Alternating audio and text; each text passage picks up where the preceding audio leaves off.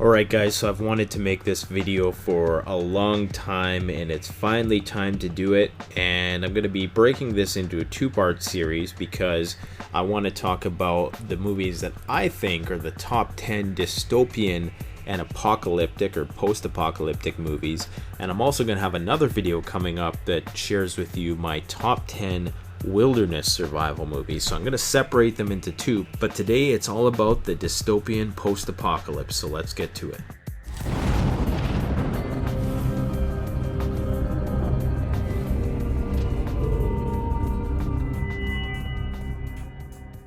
Now, before I share with you my top 10, I should state with absolution that I am fully aware of the Hollywood propaganda mill and all the subtle cultural provocations that are injected into Hollywood film. So when I refer these movies to you, I hope that you would view these movies critically, because as I've heard it said many times before, it's through fiction that people are most easily brainwashed, because that's when our defenses are down and we're fully suggestible. So indeed, you should be entertained, but also be very critical of the media that you're consuming. So I know I said top 10, but I'm going to have to throw in an honorable mention here for number 11, and that is going to be Elysium starring Matt Damon.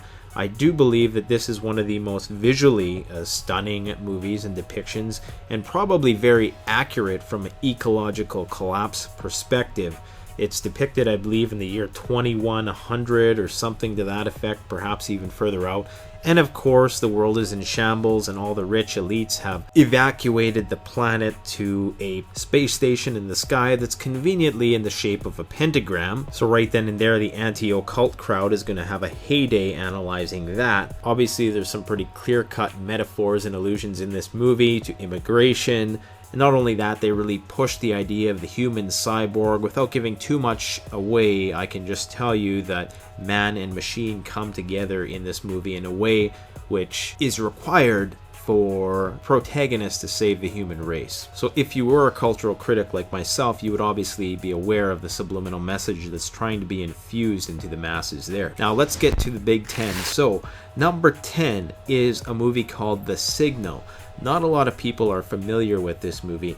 It's kind of a dark comedy of sorts. There's this signal that's broadcast over all televisions, I believe, and anybody who watches the television gets converted into this mass murdering maniac. So obviously there's some analogy there to what TV does to people and how it influences people.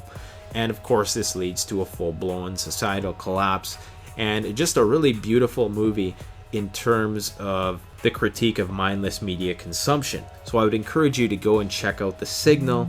Excellent movie. Now number 9 is going to be the movie I Am Legend. Now I know that there was an original movie called The Omega Man starring Charlton Heston that this movie was based on, one I've also seen, and one I was able to watch to the end.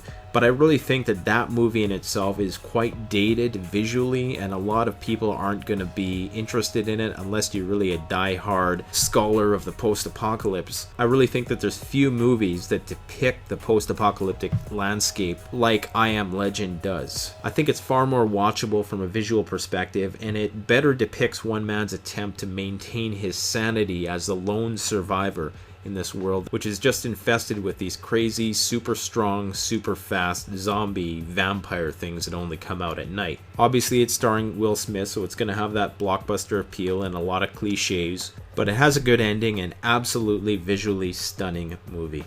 I really hope that they make a prequel or a sequel to that movie. At one point they were going to, but then they stopped. Alright, so number 8 is Dredd. So I really do think that if we are lucky enough to make it a couple hundred years into the future on the trajectory of this current economic system and the way we're ecologically managing things, it's definitely going to look like this movie. Basically, Dredd is like the movie Elysium, in that it's this visually captivating depiction of the hyper-urbanization of the future. Basically, there's no such thing as nature anymore in the future. Everybody's just condensed into one city because the rest of the planet is uninhabitable due to something that happened. Basically, it's a without rule of law situation. In some ways, it could be argued that this movie promotes a police state type mentality, but visually amazing movie. There is a lot of cliche action sequences that get a little tiresome towards the end.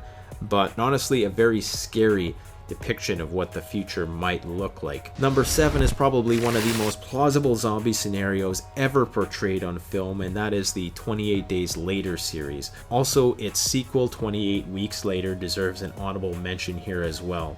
Basically, within this movie, there's a rage virus, which is kind of like a very virulent form of rabies. Probably one of the scariest zombie movies ever made, I think, just because it's probably the only one that's actually plausible. The whole idea of humans being infected with rabies and going around biting each other, that's a pretty plausible post-apocalyptic scenario if you ask me. Alright, number 6 is also another duo of movies, and it's the original Dawn of the Dead George Romero version. There's a zombie apocalypse, and this very small group of people get trapped in a shopping mall, and it's just about them trying to survive and eke out a living in the zombie apocalypse. The animation has its moments, because if you're familiar with George Romero, you know he has a very unique blending of the comedic and grotesque. So you're going to see a lot of old school, non-CGI guts and gore, but you're also going to see a big cultural critique of the consumerism of modern Western society, which I think is just beautiful. And the newer one, the 2004 remake, is also good and deserves an honorable mention as well. The zombies are a lot faster. Definitely one of the scarier zombie movies, right up there with 28 Days Later. Number 5 is going to be Children of Men.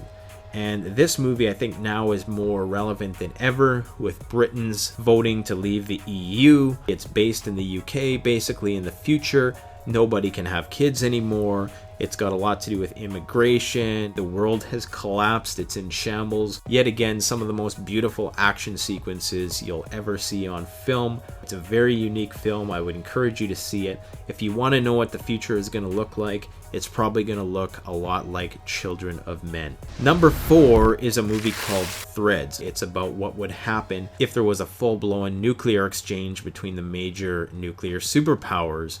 It takes place in Britain, and watching this movie, you'll have nightmares about nuclear war and the consequences of it. It just depicts it in such a gritty, raw, terrifying, hopeless way that it doesn't provide much light at the end of the tunnel. Now, number 3 is a movie that is so prescient, it's scary, and it's called Demolition Man. Now, if I could, I'd lump Idiocracy in with this, but the movie Demolition Man does not get enough credit for how prophetic of a movie it actually is. The world has turned into a bunch of sissified vegetarian pansies who don't wipe their own butts anymore, and I do mean literally. And it's so in line with where we're heading as a society that you just have to watch it to understand what I mean. Like, people don't have sex anymore. It's very much a rendition of Aldous Huxley's Brave New World in a lot of ways. In fact, one of the main characters' last name is Huxley. And everything in this movie is so darn predictable. Like, they even predict that Arnold Schwarzenegger was the president. And this was before he was governor, so they got it close, you know. They go everything down to gun control. You can't swear, you get fined for swearing.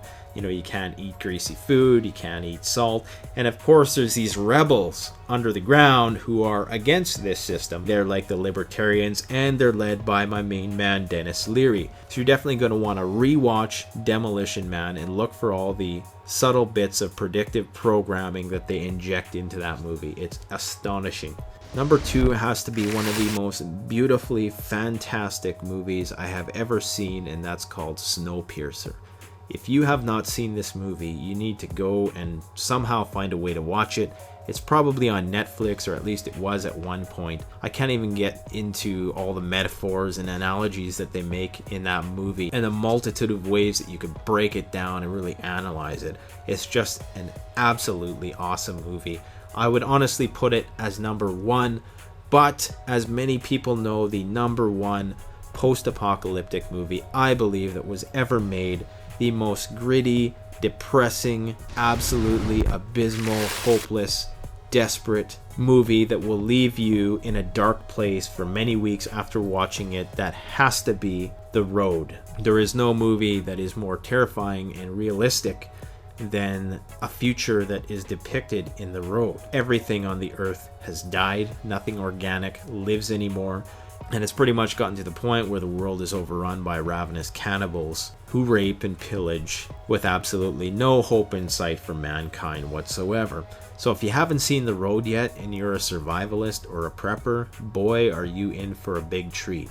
So those are my top 10 favorite post-apocalyptic movies. I'm going to ask you in the comments section to list your top 3 favorite post-apocalyptic movies in that order.